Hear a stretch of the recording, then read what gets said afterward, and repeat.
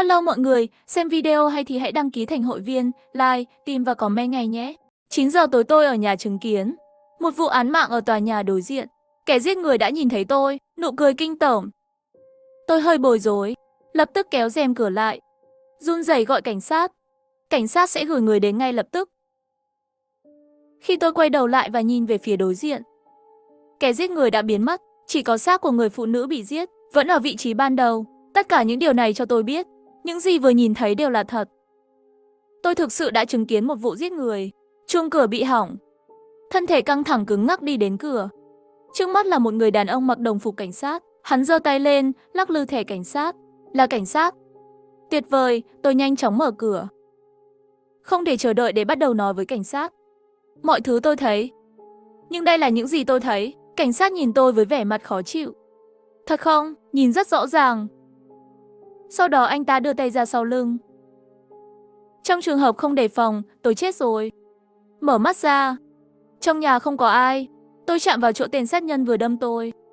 Hoàn toàn ổn. Chẳng lẽ tôi vừa nằm mơ? Nhưng tự nhiên, nỗi đau thể xác quá thật. Không thể là mơ. Lại đến bên cửa sổ nhìn về phía đối diện. Trên sàn nhà đối diện là thi thể của một người phụ nữ. Kẻ giết người đứng bên cạnh. Cùng một cảnh. Nhìn đồng hồ. Cùng một thời gian. Tôi trở về trước khi chết. Tôi nghĩ đây là cơ hội để ông trời cho tôi sống. Lần này tôi nhanh chóng chạy ra khỏi nhà. Đến nhà hàng xóm bên kia đường. Chúng tôi là một thang 2 hộ. Bên kia đường có một người chú. Tôi nhớ anh ấy sống một mình. Bình thường thích mặc vesti. Một người đàn ông trung niên lịch sự. Hắn mở cửa, nhìn thấy tôi trông bối rối, rồi nhanh chóng cho tôi vào và hỏi tại sao. Tôi đã nói với anh ta về vụ giết người bên kia đường. Hỏi tôi có gọi cảnh sát không. Tôi lắc đầu, nói mình quá sợ, ngay cả điện thoại cũng không mang theo, liền xông ra và hỏi anh ta có thể mượn điện thoại để báo cảnh sát không. Hắn đưa điện thoại cho tôi. Khi tôi đưa tay ra lấy, tôi thấy anh ta không buông tay. Tôi nhìn lên và thấy hàng xóm của tôi đang nhìn chằm chằm vào tôi. Theo ánh mắt hắn, tôi nhận ra mình đang mặc một bộ đồ ngủ mỏng manh. Tôi hơi không vui, tức giận nhìn cái gì. Rồi hắn nắm lấy tay tôi, ném tôi xuống ghế sofa, nói trang phục gì. Giết người. Muốn đến tìm tôi thì cứ nói đi, ăn mặc như vậy không phải là để quyến rũ tôi sao? Nói xong hắn liền nhào tới. Tôi đấu tranh nhưng anh ta không chịu dừng lại. Trong cơn sốt, tôi chạm vào cái gạt tàn trên bàn, nhặt lên và đập mạnh vào đầu anh ta. Hắn run lên, sau đó nằm trên người tôi không nhúc nhích nữa, đẩy anh ta ra và chạy ra ngoài. Tại thời điểm này, kẻ sát nhân vừa ra khỏi thang máy, bốn mắt nhìn nhau và nụ cười xấu xa trên khóe miệng. Không tai nạn, tôi lại chết rồi. Mở mắt ra lại là nhà mình 9 giờ. Chu kỳ thứ 3. Nhớ lại chuyện vừa xảy ra, tôi tức giận muốn cầm dao làm bếp lên, chém thằng hàng xóm biến thái đó. Nhưng tôi nhanh chóng bình tĩnh lại. Điều quan trọng nhất bây giờ là sống sót. Lần này tôi chọn báo cảnh sát trước, rồi khóa cửa lại, ở nhà đợi cảnh sát thực sự đến làm hết. Tôi lặng lẽ chờ đợi. Đúng như dự đoán, 10 phút sau, cổng chính bị gõ, nhìn ra từ mắt mèo. Giống như lần đầu tiên, kẻ sát nhân mặc đồng phục cảnh sát đứng ngoài cửa, vẫn vẫy thẻ cảnh sát về phía tôi. Nhấc điện thoại lên và gọi lại cuộc gọi báo thức. Nói với cảnh sát, kẻ giết người có thể mặc quần áo cảnh sát, đứng trước cửa nhà tôi. Tổng đài nói với tôi rằng nhân viên của họ vẫn chưa đến và bảo tôi đừng bao giờ mở cửa. Họ sẽ cử người đến ngay. Lúc này tôi nghe thấy tiếng chuông cửa bên kia đường bị tắt tiếng, sau đó là tiếng mở cửa. Tiếp theo là người đàn ông khốn nạn đối diện, sau đó là tôi. Âm thanh kính ban công bị đập vỡ. Kẻ giết người lại xông vào. Chưa bao giờ nghĩ đến cách này. Đây là tầng 23. Tôi lại bị giết. Lần thứ 4. Lần này tôi chọn chạy thẳng xuống lầu đến đồn cảnh sát. Nhanh lên! Dưới ánh sáng rực rỡ, tôi gặp gian hàng hoa ở cửa. Nhưng tôi không thể quan tâm nhiều như vậy. Tôi nhìn vào thang máy, quyết định không mạo hiểm, quay người vào cầu thang. Khi tôi đi xuống, một bóng người đột nhiên xuất hiện trước mắt. Là một người đàn ông chưa già lắm. Nghi hoặc hỏi tôi cô bị sao vậy? Tôi nghe tiếng bình hoa vỡ và tiếng bước chân hoảng loạn. Tôi chạy lên xem. Cô sống trên lầu tôi. Thấy cô trong thang máy. Từ mô tả của anh ta, hắn hẳn là ở ngay dưới nhà tôi. Nghĩ đến người hàng xóm biến thái vừa rồi, không thể không đề phòng. Phía sau vang lên tiếng thang máy. Không kịp, kẻ giết người đang đến. Tôi nhanh chóng đẩy anh ta ra và chạy xuống cầu thang. Âm thanh của cầu thang Thu hút sự chú ý của kẻ sát nhân vừa bước ra khỏi thang máy, hắn xông vào và giết người đàn ông đó. Bắt kịp vụ giết người.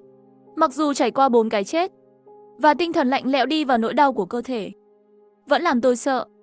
Tôi phải làm gì? Nghĩ đến người đàn ông dưới lầu vừa rồi, lần này sau khi tôi gọi cảnh sát, quyết định đi tìm người đàn ông sống dưới nhà tôi, bởi vì phản ứng đầu tiên của anh ta là đứng trước mặt tôi. Ngay sau đó tôi đến trước cửa nhà anh ta. Tôi giơ tay định gõ cửa, cửa mở từ bên trong. Tôi thấy mồ hôi trên mặt anh ta và hơi thở khó chịu. Chưa đợi tôi nói, anh ta kêu tôi vào trong. Đóng cửa lại. Tôi liên tục lùi lại, trước khi cố gắng để đánh hàng xóm của tôi. Ký ức mang đến cho tôi vẫn còn rõ ràng. Nhìn thấy tôi trông bối rối, anh ta cũng lùi lại một bước. Tôi sẽ không hại cô. Cô có thể giải thích tình huống này là gì không? Tôi đã chứng kiến một vụ giết người. Kẻ giết người đã nhìn thấy tôi và muốn giết tôi. Tôi không nói gì thêm. Anh ta gật đầu, sao cô lại tới tìm tôi? Tôi nên trả lời anh ta như thế nào? Nói thật đi, anh ta có tin không? Khi tôi do dự, anh ta nói là bởi vì tôi ngăn cho cô một đao sao? Tôi hơi ngạc nhiên. Thành thật mà nói, nó rất đau. Tôi định khóa cửa lại rồi nghỉ ngơi. Ở cửa là nghe thấy tiếng bước chân trên lầu và âm thanh của một cái gì đó bị hỏng. Tôi mở cửa để lên lầu xem tình hình thế nào. Rồi tôi gặp cô ở tầng dưới. Kết quả là chết không thể giải thích được. Sau đó vừa mở mắt lại trở lại đúng 9 giờ. Cứ tưởng là mơ. Tôi vừa định ra ngoài xem lại. Cô đã ở cửa rồi. Tôi thấy anh ta khá đáng tin. Tôi nói với anh ta tôi đã chết 4 lần. Đây là lần thứ 5 tôi chứng kiến vụ giết người đó. Anh ta không do dự, chọn tin tôi. Lần này chắc là hung thủ không biết. Cô sẽ an toàn ở đây. Tôi sẽ gọi cảnh sát. Nói với cảnh sát tình hình hiện tại của chúng ta. Trong quá trình chờ đợi nói chuyện phiếm biết anh ta tên là Tiêu Hàng. Người tôi trông ở nhà trọ ở bên này. Tôi nói với anh ta tên tôi là Diệp Thời. Thời gian trôi qua từng giây. Khoảng 10 phút. Chuông cửa reo. Tiêu Hàng ra hiệu cho tôi đừng lên tiếng, tự ra cửa kiểm tra tình hình. Tôi đi qua và thấy 2 cảnh sát ở cửa. Chúng tôi đã xác nhận ánh mắt, mở cửa ra. Ngay lúc này, kẻ giết người đã xuất hiện. Vết đâm dữ dội, một cảnh sát không chuẩn bị, chết tại chỗ. Một cảnh sát khác đang vật lộn với anh ta. Súng rơi. Tôi nhanh chóng nhặt lên. Tiêu Hàng cũng tiến lên đánh nhau với hung thủ, nhưng hung thủ quá mạnh. Trong tay còn có dao. Tiêu Hàng và cảnh sát đều bị thương, nghĩa là tôi bóp cò. Nhưng không có viên đạn nào bắn ra. Tôi chưa bao giờ nhìn thấy súng, tôi quên mở bảo hiểm súng. Kẻ giết người đá tôi xuống đất, đâm tôi bằng dao. Lần này còn chưa đợi tôi xuống lầu, Tiêu Hàng tự tìm lên. Anh ta kéo tôi thẳng vào thang máy xuống tầng 1. Chúng ta sẽ đến đồn cảnh sát. Tôi cũng biết, ở lại đây hẳn là không có cơ hội sống sót. Tôi theo Tiêu Hàng đến nhà để xe dưới lòng đất. Anh ta mở khóa một chiếc xe thể thao, ra khỏi khu phố. Đừng sợ, chúng ta đã trốn thoát rồi. Đến đồn cảnh sát là được rồi. Tôi cũng tưởng lần này chúng ta đã thành công. Nhưng một chiếc xe tải đã quay lại, chúng tôi đâm vào nó. Xem ra chạy trốn là vô dụng. Đây là lần thứ 8 tôi về nhà lúc 9 giờ tối nay. Tiếng gõ cửa của Tiêu Hàng làm tôi hoảng hốt. Lần này chúng tôi gọi cảnh sát và nói chi tiết về sức mạnh của kẻ giết người. Hắn có vũ khí giết người, bảo họ gửi thêm cảnh sát đến đây. Sau, chúng tôi quyết định để Tiêu Hàng nói dối hắn. 906, kẻ giết người đến. Đứng ở cửa với thẻ cảnh sát. Tôi gật đầu với Tiêu Hàng. Tiêu Hàng trả lời hung thủ như chúng tôi đã đồng ý trước. Ai, gõ cửa làm gì? Sau khi chúng tôi nhìn thấy kẻ giết người và nghe thấy nhà là đàn ông, rõ ràng như vậy một chút nói không phải là bạn báo cảnh sát sao? Hoặc là bạn gái bạn? Tôi không có bạn gái. Chúng tôi không có phụ nữ trên tầng này. Bạn đi nhầm tầng rồi. Lúc này, gã hàng xóm kế bên mở cửa. Tôi cảm thấy tình hình không tốt. Đồng chí cảnh sát, hắn nói dối. Rõ ràng có một cô gái sống bên cạnh tôi. Hung thủ nhíu mày, đi theo cánh cửa mở của hàng xóm vào nhà anh ta, để lại một người hàng xóm nam với khuôn mặt dữ tợn đứng ở hành lang.